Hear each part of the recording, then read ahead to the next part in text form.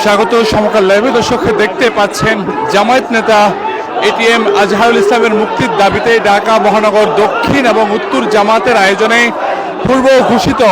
যে বিক্ষোভ মিছিল এবং সমাবেশ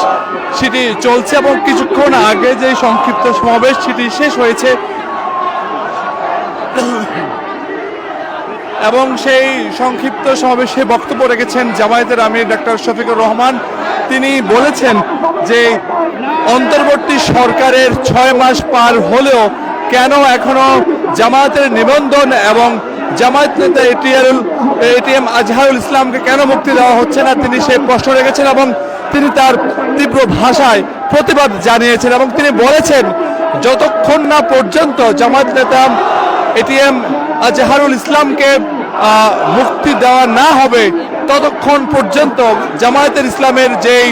তারা আন্দোলন বিক্ষোভ কিংবা সমাবেশ সেটি চলমান থাকবে বলেও জামায়াতের আমির ডাক্তার শফিকুর রহমান তিনি তার বক্তব্যে সেটি জানিয়েছেন।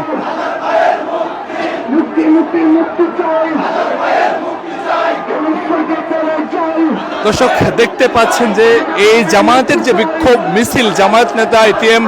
আজহারুল ইসলামের মুক্তি চেয়ে সেটিতে কিন্তু অংশ নিয়েছে ঢাকা মহানগর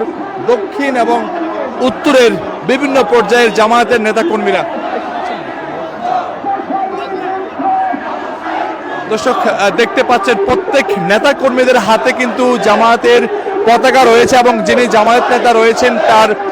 মুক্তির দাবি জানিয়ে সে প্লে কার্ডও রয়েছেন। আমরা জামায়াতের বিভিন্ন পর্যায়ের যারা রয়েছেন নেতাকর্মীরা তাদের আমরা দেখতে পাচ্ছি এবং হাজার হাজার জামায়াত ইসলামের নেতাকর্মীরা কিন্তু এই